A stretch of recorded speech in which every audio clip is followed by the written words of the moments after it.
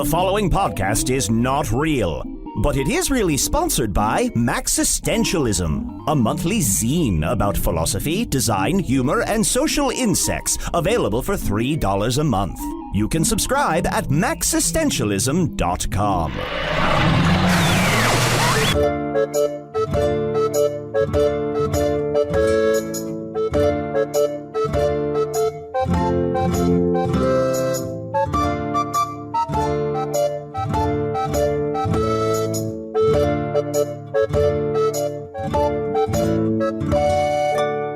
Hello from the Magic Tavern, a weekly podcast from the magical land of Foon. I'm your host, Arnie Niekamp. If this is your first time listening to the podcast, first of all, you should really go back to the beginning and start there. But if not, this is what's going on. A few months ago, I fell through a dimensional hole behind Burger King into the magical land of Foon. Luckily, I have my podcasting equipment, and I'm getting a slight Wi-Fi signal from the Burger King through the portal, I can only imagine. And so I'm hosting a weekly podcast, kind of sharing the things I'm learning about this, amazing magical land. As always, I am joined by my buddies here in Foon.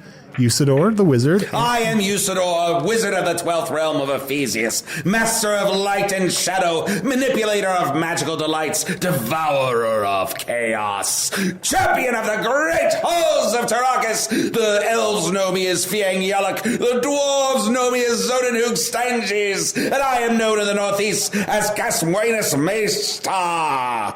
And there may be other secret names of mine that you do not know. And I'll throw it to Chunt. Chunt here.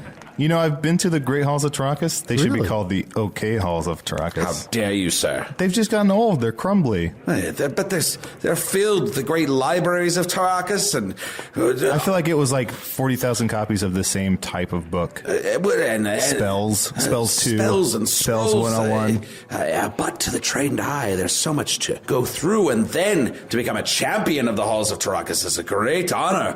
One must. How do you become a champion of the Great Halls of Tarakas? Well, you must prove yourself in battle. Magical battle. Ooh. Have you ever been in magical battle, Usidore? Well, of course. That's how I became a champion of the Great Halls of Tarakas. It's right there in my name. Tell us about your battle day. Oh, well, you see, I spent a week preparing. And I went through all the scrolls that I could find in the libraries of Tarakas, and I learned every spell that I could cram into my head. How does that work? Like, you look at the scroll and then you just kind of memorize it? Is that how it works? Well, you must be able to read the runes and understand them.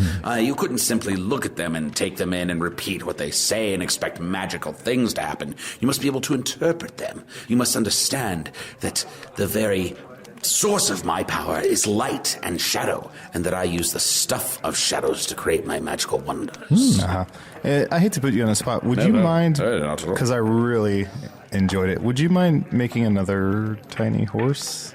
Oh, sure. Maybe with like a little top hat? With a little top hat? And make him walk on 2 legs. And that would be fun for tonight, right? This is a fun absolutely. Boys' night. Yeah, boys' exactly. night. Yeah, it's probably worth mentioning that, well, first of all, for new listeners, Chunt is a talking badger. I'm a shapeshifter. Yeah, it's a little more complicated, but essentially you're a talking badger. For now. Yeah, and this week we don't have any guests, which I am taking as a positive. It's just a time for us buds to catch up. Ghost stories. No, yes. Yeah. Yes, I have many ghost stories. Yeah, things have been a little slow at the Vermilion Minotaur since last week. Ever since Crom destroyed. Crom destroyed some stuff, killed a few people, had to be driven out of Hog's Face. Luckily, all of the unwed mothers escaped unharmed. Yes, that is great. That is great news. Some of their children died. Oh, yeah.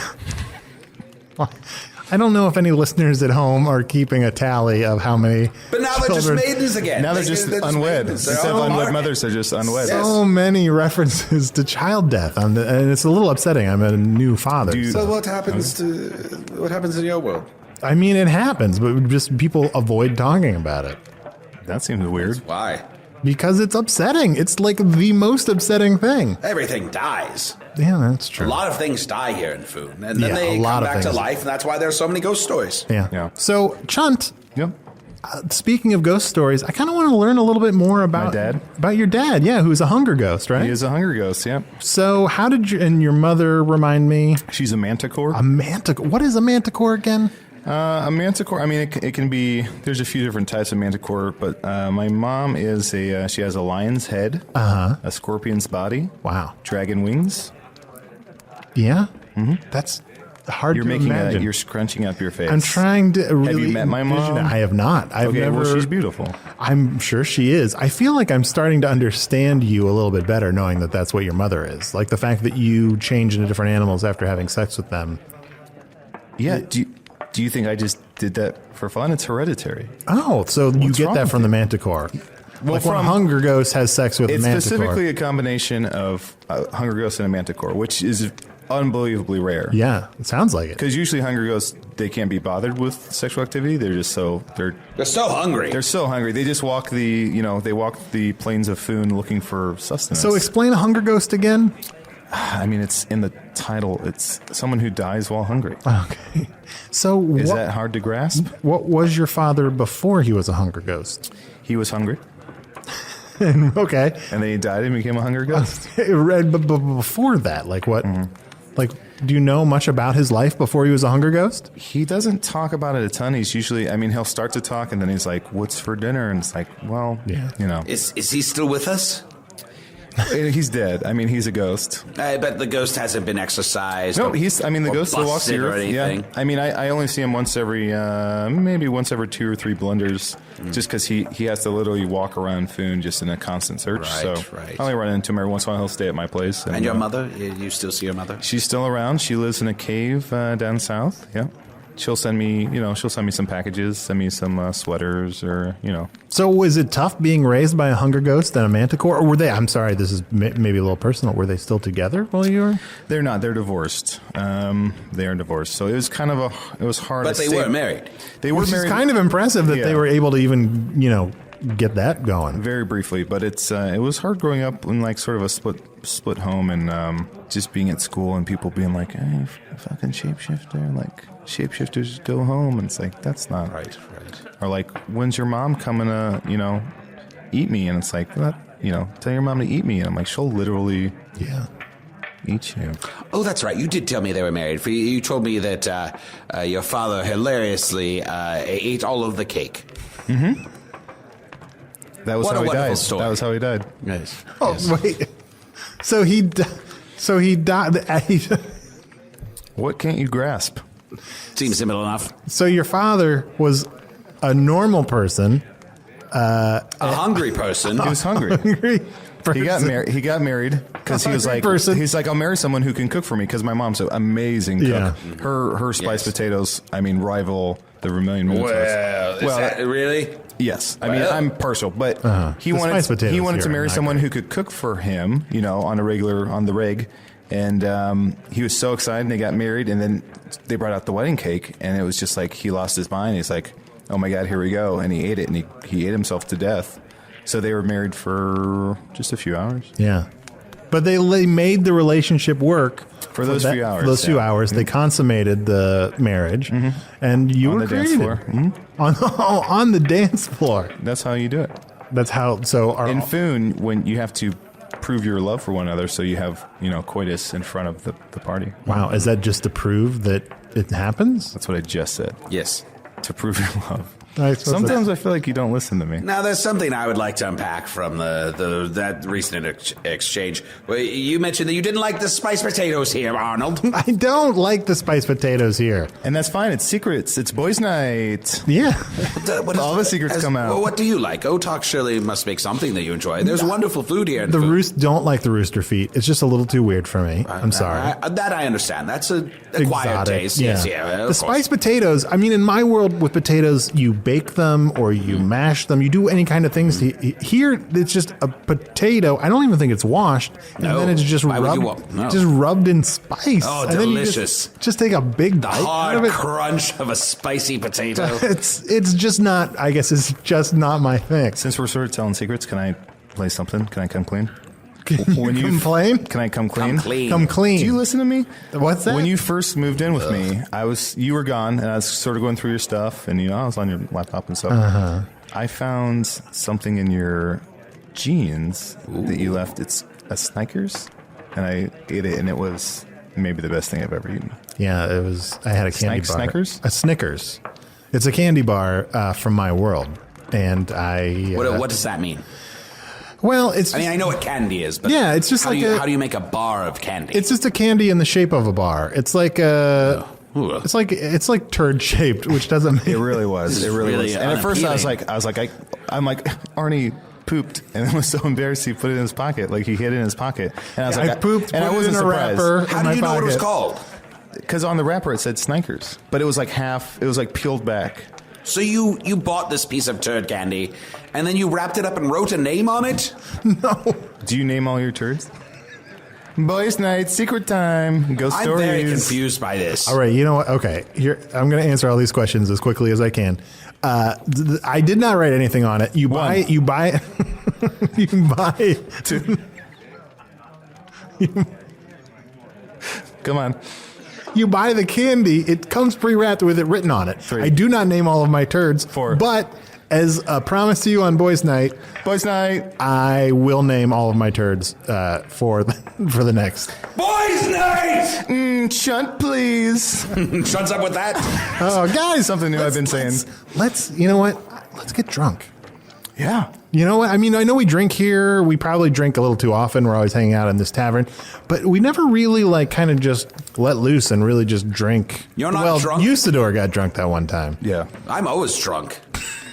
That's how else do you deal with the pain of life? That makes a lot of sense. I'm so sorry. Did you make the tiny horse? Did it run off? Oh, I'm sorry. I totally forgot. We got sidetracked. We started talking about Tarakas. Just a tiny horse. And then we started talking about make candy. the tiny horse. That stands on 2 legs, wears a top hat, and kind of shimmies. 2 legs? Yeah, have him walk on 2 legs, but strut with a tiny top hat, and he keeps... Strut. This is a little different than what I did before, so give me a moment here to... Biani fa trombile for ka Bastarifi. There you are. No. Whoa. Wait, now make the hat. Oh, yes. Bing.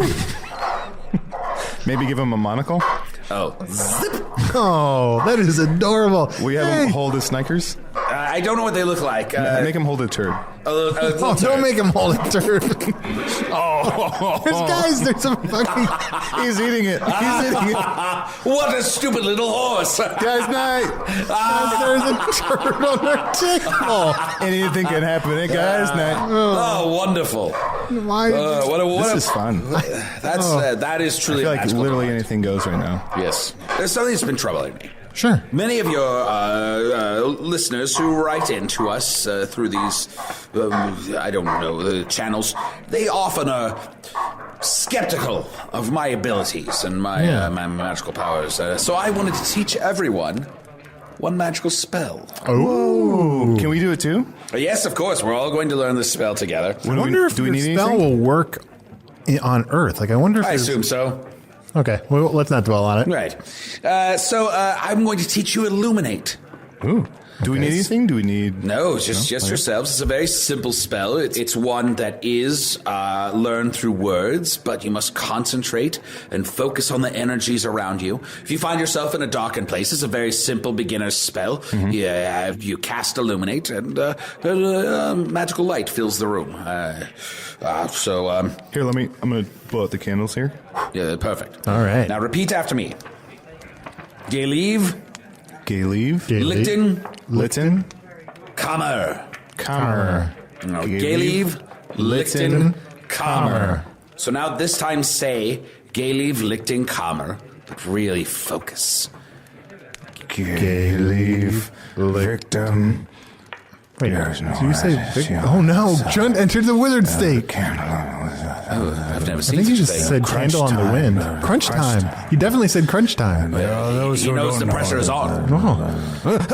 Oh. Are you all right? What happened? You went into the wizard state. Whoa! Well, you're a shape changer. You have magical abilities. It's not impossible that you could become a magician in time. That's amazing. Did I look cool doing it? You look just like Usidore to win. Just say I look cool. Okay, you looked cool. Yes. Boys' night. Boys' night. Let's get some more mead. First, let me turn the lights back on here. Gayleave, Lichten, Kammer. Oh. Whoa, that's how it's done. Yes. That's how it's done. Barkeep, Some more drinks for me and my friends. An ale for me and Arnold. What are you drinking? I guess I'll have a mead. Mead for Arnold and Chunt. Give me a mead with a little splash of raspberry. A regular mead, a mead with raspberry and an ale. Oh, something for the tiny horse, please. Oh, something for the tiny horse. A mint liqueur. To wash down his shit. Yes, that's got to taste terrible. Boys' night. Boys' night. Look at him try to sit on his little top hat. Oh, that's not where it goes. It's supposed to go on your head, horse. Well, he's not very smart. So, Usidore, tell me, I've been wondering for a while. Like, we learned a little bit about how you came into existence, that you just appeared. No, that's the way all wizards come into the world. You just were born fully formed. Right, that's right. Did you look the same age? Like, have you aged since then, or are you like fully old man with old man beard? I look exactly the same as I always have. Yes, I'm fully formed as I am now. Did you have a full vocabulary when you... Well, yes. Well, you see, a wizard. There are many magicians and mages and conjurers in the world. One can learn magic, but a wizard is a force of nature like the tornado or the tidal wave. We just simply exist when we need to exist. And I have existed here on this Foon for these past 3 centuries. Wow. And I've spent this time fighting great battles, becoming a great champion of Tarakas. Yeah, did you ever say who you fought in the Great Halls of Tarakas? Oh, well, I fought Telephus. Telephus, the White. It was a difficult battle for a blue wizard to fight a white wizard, but I did manage to pull it off. You see, as a master of light and shadow, I control the little bits of matter that form the shadows that you cast. And with that shadow, I was able to bind him and stop him from casting his spells after 3 long, hard hours of battle. And then I turned him upside down and I shook him as hard as I could. Oh. Yes. Passed right out. That's great. That's as best I can do. When a wizard dies, and I feel so stupid for not knowing this, when a wizard dies, does it get brought back, or is it just done? Each of the planes of Ephesius are these mystical realms that are tied to a physical realm. Foon is tied to the 12th realm of Ephesius, so I am one of the wizards of Ephesius' 12th realm. And when I die, I shall return to Ephesius as another spirit, or what you may call a deity of sorts, a demigod. And then... Seems like a bit much. Like a god? Like you're telling us that you're a god. I said demigod. This is from a guy who eats shit from his pocket. Fair enough. You got it there. Yeah. Hold on. Guys' night! Boys' night. Guys' night. But hey, you know what? But Chunt, how much of my stuff did you go through when I lived with you? I hope all of it. Oh. You bring a stranger into your home, I think you would go through his things. Yeah. Got on your computer, looked around a little bit. That's why I can't. I feel like my computer is really messed up. I wasn't sure if it was just the fact that the Wi-Fi and the Burger Kings, the firewall, but I think that you probably you messed up all my tabs, first of all. Like, can I, since, again, we're sharing secrets, can I share another secret? Sure. About what I found on Arnie's computer, Usidore? Yes, I would love to know. I found out this whole time on Earth, there is a kingdom.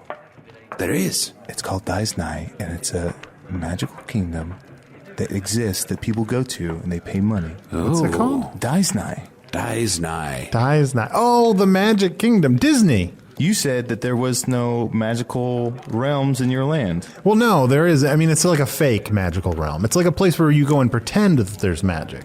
Why would you go and pretend that there's magic? Yeah, don't you guys pretend things here? No. Don't you have like to escape this reality? You're just like, oh, wouldn't it be fun if I... Yes, I drink. Well, we do that in my world as well, but, until you're old enough to drink, you have all these, magical... How old do you have to be to drink? You have to, legally, you have to be 21 years old. What? I know. I would say the majority of people in Foon die before they're 21 years old. Of alcohol I thought poisoning. we didn't talk about the death of children. Okay. Sorry. You're right. Okay. I think you're full of lies. But I do think I'm beginning to understand. You're saying that this place is some great fiction. Yes. As if a theatrical troupe had come through town to put on some dumb show. Yeah. It's basically as if people got together, made up like a fake story, and shared it, and were pretending that it was real. And they're like, oh, obviously this is real, but it's not. I can see how that might be quite enjoyable. Sure. I mean, it Would is you very... take us there? I mean, that's the... If there is any magic in my world, if there is any Disney magic, it is that it just makes people want to go there. I would love to take you guys, but I can't get myself back to Earth, let alone figure out how to get you guys. Yeah, that brings up another good point. When I was looking around through the stacks of Tarakas in the library, I came across a spell that everyone laughed at me for learning, but it has come in quite handy to Arnold here. Minuscule lightning. I learned the spell of minuscule lightning. I've used it to power your devices. Oh, yeah. Minuscule lightning has been very helpful. That's why my laptop is still recharged. Although I've been noticing the power has been lessening more quickly. Like, I feel like the minuscule lightning is charging it, but also weakening the battery. I feel like it's going to destroy it. Oh, well, then I guess you want him to stop? No, Boys' night. Boys' night. Boys' night! All right, guys. You know what? Let's go get some more drinks. This time it's on me because I'm making a little bit of coin from our sponsorship from the Vermilion Minotaur. So next round's on me. Did you ever notice that in Foon, the bigger the coins, the more they're worth? Oh, yeah. All right.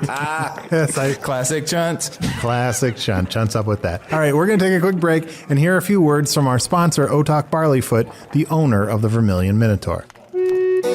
Come to the Vermilion Minotaur, where for every pint of mead you drink... I could use a pint of mead. All right, easy, Fian Yelik. For every pint of mead you drink, free rumor. Free on the house, free rumor. I would like 1 pint of mead. Are you going to pay this time? You know I'm good for it. The Vermilion Minotaur, right on the edge of McShingleshane Forest.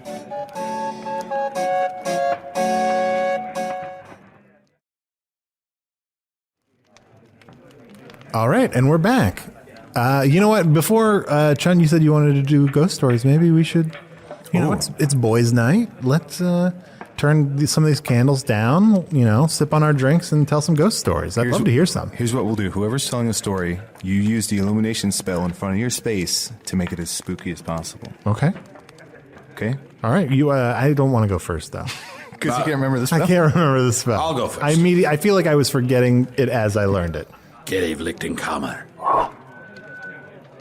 Once upon a time, there was a man and a woman who lived in a beautiful cabin in the woods.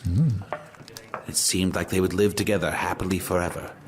And before too long, a baby was born unto the woman. And after a terrible blunder, that child... The season blunder. Didn't... Yes, the season blunder. Shouldn't interrupt. I shouldn't. This is a ghost story. Sorry. Boys' night. Boys' night. Boys' night. After a terrible blunder, the child was lost. So dark in the wood, the woman thought the man was watching the child, and the man thought the woman was watching the child, and it wandered off into the forest to be devoured by lions.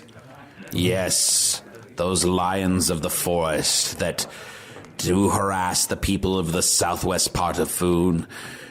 The man and the woman were terribly, terribly upset. Yeah, I can only imagine. So sad over the loss of their child. This dead child in their life. Oh, no. Just then, a scraping at the door. Oh, boys' night. They run to the door and open it, but there's nothing there. A scraping at the back door. The woman ran to it, but there was nothing there. They go to bed. They hear a scraping at the window. And a wee little wee. They throw open the window, but there's nothing there. The next morning, they go outside. There are prints where small feet have been coming up to the doors and the windows, clearly tearing up the ground trying to get in. For the next 6 nights, something tries to get in, but they can't find them. It can't make its purchase into the little cabin. And then, on the 7th night,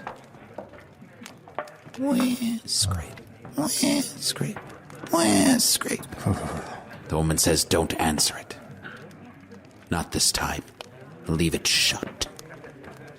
scraping at the window, scraping at the other door, crying at the other window, crying at the other door, all night getting louder and louder. Wah, wah, wah, scrape, scrape, scrape, scrape. Wah, scrape, scrape, scrape, scrape, scrape.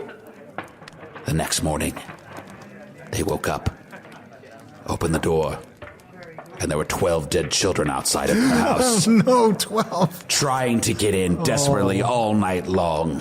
Boys' night. Boys' night. That was awful. They didn't discover any of the dead children the nights before? They just... Well, no, it was a ghost before, but then real children showed up and tried to get in. Wow, that had a real internal logic to it. I thought it was great. That was a great ghost story. Thank you. It was a little long. It was like a Verteralex email, a little bit. So... thank you. That's great. Chunt, do you have a ghost story? Yeah, what was Galen Lichten? Galev Lichtenkammer. Galev Lichtenkammer. So here's my ghost story. Nicely done. Thank you. Wow, yeah. Does my face look magic glowing? Yeah. Is it spooky? I'm not going to be able to do that. So here's my ghost story. One time when I was like 3, my dad came home and he was like, what is all this in the lawn? I was like, what are you talking about, Poppy? And he said, why are there acorns scattered around the lawn? And I was like, because at the time I was a squirrel. And I was like, well, Poppy, I'm just having fun. I'm learning what squirrels do. Because every time I become an animal, I have to sort of learn what that animal does. I have to go through that whole learning curve, the growing pains, as you would. Is some of it instinctual, though? A lot of it is instinctual, and that's how I do learn. But it is something I have to tinker around with. My dad was like so weirdly mad, and I was like, Dad, like, just sit down and relax. And I made him some, I made him like some pork shoulder, which was great, and some potatoes and stuff. And he was so hungry. Yeah, and he ate it so quickly, and it was so thankful. And then, a few hours later, he's hungry again. It was just like the best. It was just like the best whole time with my dad. Yeah, that's my ghost story. Good.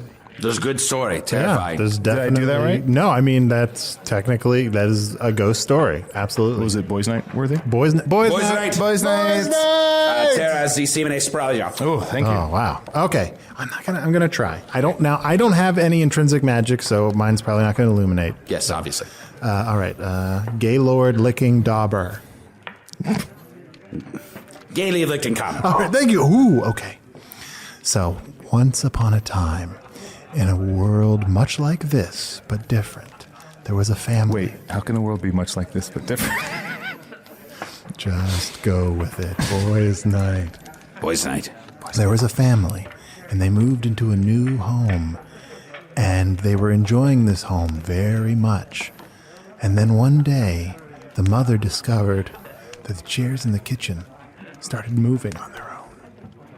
And at first it seemed like a fun game to her. She would place the chairs in the kitchen and they would fly to the other side of the kitchen. Ooh.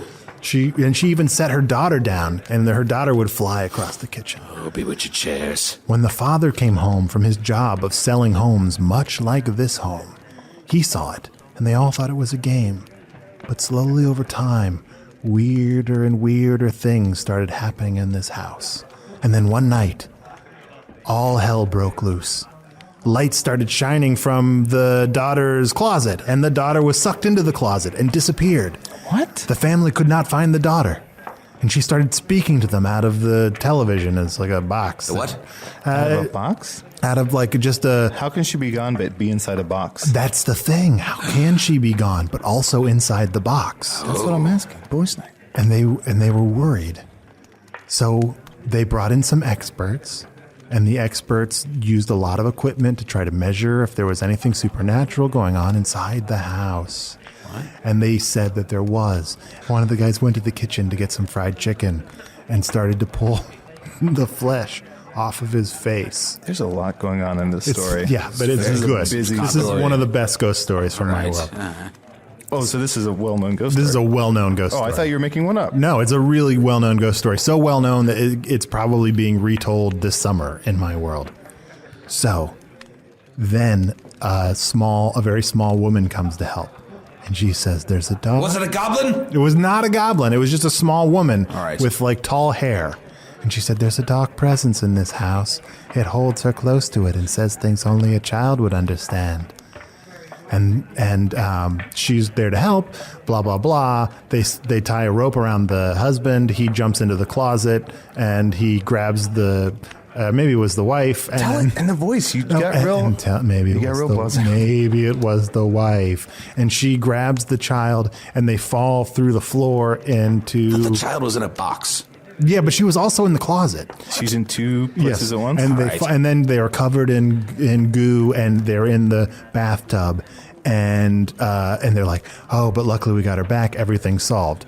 But then all hell breaks loose again, and coffins start coming out of the pool, and they're like, oh, they moved the tombstones, but not the bodies. And then they left, and the house disappeared. And they went to a hotel, and they moved the TV out of the room. What? Is that how it ends? That's the end? That's the ghost story. So was the girl still inside the box? There were no dead children in that at all. No, that's what's great about it. Like, it seems like maybe there's going to be a dead child, but then there's not. The whole family's still together. Although in real life, that child did die. Unfortunately. Oh, God. In fact, wait, so this is a real ghost story? No. Well, then, like, the girl died, and then the older girl actually died before her. It's pretty. Wow. Oh, well, that is terrifying. You should have started with that. Yeah, I'm sorry. Wow. This is Boys' Night. Boys' Night! Boys' Night! Guys, you know what? Let's keep Boys' Night rolling, but we don't need to keep doing this podcast the whole time. You know, we can tell each other secrets and not worry about all the people on Earth finding out about it. Like, just enjoy each other's company. They can know all of my secrets. I don't care about the people on Earth. Well, you know, podcast should probably only be so long. Wizards have 2 buttholes. Whoa! What? Yes, it's true. You can make 2 Snikers. That's right. Double Snikers. Is that a thing in your world? Double Snikers? I mean, like a Snikers on top of another Snikers? I mean, I'm sure it's happened. Should be. That'd be delicious. Sounds good. So wait, I don't know why I'm asking this. Yes. You seem curious. When you said a Snickers on top of a Snickers, I just assumed that your 2 buttholes were side by side, but are they on top of each other? Like, what's the positioning? Or is like Arnold, when you consider the crack of a derriere, would not it make more sense for them to be stacked one upon the other rather than side by side? It does. It totally makes sense. Or one behind the other? Like inside? Yeah. Well, I mean, technically, probably that's how. I mean, buttholes are a series of sphincters, so there is. I mean, I have 2 buttholes if you think about it that way. You're a wizard? I might be. Okay, let's quick. You know what? Let's do this. Let's answer a couple emails, and then let's end the podcast, and then we'll talk about buttholes all night. Oh, great. Boys' Night. I got an email here. This is from Chunt at gmail.com. That's Chunt with 6 T's, because the other ones were taken somehow. This is from Diane Peabody. She writes, Dear Chunt, my daughter really wants a zebra at her birthday party. Baby girl gets what she wants, but I can't seem to locate any good zebra renting services. Would you mind fucking a zebra and shooting me an email when you're done? Thanks. Hey, Diane. I mean, zebras are very attractive. I would love to become a zebra. So if I find one, I will definitely shoot you an email. Let me know if your daughter is, you said it's a birthday party. Let me know if she's in a box, or if she's just around. She may be in a box or a closet or a box and a closet at the same time. It's very confusing. Okay, I'll do this quick. You know, I'm so excited. We've started actually getting a lot of emails, even though our email address is magictavern@puppies.supplies. I think at first people didn't believe it was real. Luckily we do now. I feel bad that we can't get to all of them. I'll try to get to more of them in future episodes. Has your wife emailed you yet? My wife has not emailed me yet. Sarah, if you can hear me, email chunt@gmail.com and I will pass along your message. Please do, Sarah. Or look into a mirror and say Usidore 3 times. Is that how you contact Usidore? That's one of the many ways you can contact me. Oh, wow. I didn't know that. That's good to know. That's useful information. You can also reach us on Twitter at Fingering a Bear. I'm sure that's already taken, but we'll try our best. Look it up and see what you find. You might not like it. Okay. Here's an email from Todd. Here's an email from Todd Goldman. The subject is Hi, Ernie et al. It's Arnie, not Ernie. Hey, love the podcast. Thank you. Thanks for taking the time to report such important anthropological information about Foon. Thank you, Todd. I'm sure your wife is perfectly content in your absence, comforting herself with the knowledge that your name will soon be synonymous with that of Galileo, Columbus, Amerigo, Armstrong, and Bieber. It's not where I don't want to explain Earth stuff to you guys. If you are concerned that she is not sufficiently comforted by your impending fame, please just announce her address on the podcast, and I'll go over to comfort her myself. I don't like the sound of that. Yeah, Todd, Yikes. come on. That really took a dark turn. Chunt's up with that. Chunt's up with that. All right. I'm not going to read the rest of that email, but thank you for your email, Todd, but please leave my wife. But no, thank you. But no, thank you. Please leave my wife alone. Buttholes night. Buttholes night. All right, guys. No, I don't. Let's not call it that. Let's. Boys night! All right. Thanks so much for listening. We're going to turn the podcasting equipment off, and I'll see you here next week at the Magic Tavern. Take a bow, little horse. Oh, he has 2 buttholes.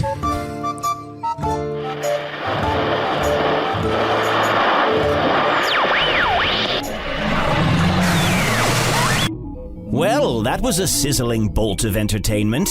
No one ever invites me to boys' night. But anyway, it's all not real, blah, blah, blah. Chunt the Badger was brought to life with another slapdash, hurried performance by Adal Rifai. Usidore the Wizard was portrayed with some level of consistency by Matt Young.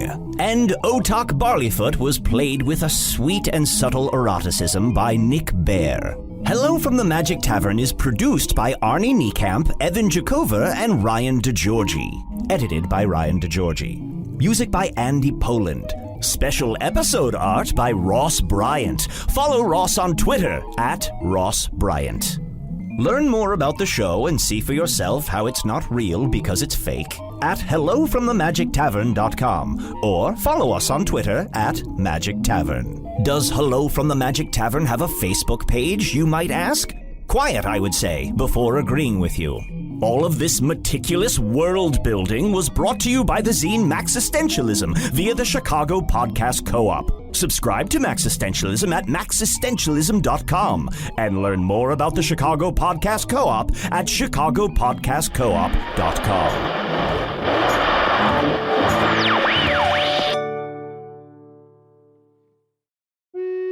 Hey, thank you for listening to Hello from the Magic Tavern. A great way to support the podcast is to join our Patreon. You'll get ad-free versions of our entire back catalog, including all the Magic Tavern spin-offs like Offices and Bosses, I Am Spin Tax, Shadow Sit. There are a lot of them. There are 2 new exclusive bonus episodes every month, Discord, all kinds of stuff. To get more information, go to patreon.com/Magic Tavern. That's patreon.com/Magic Tavern.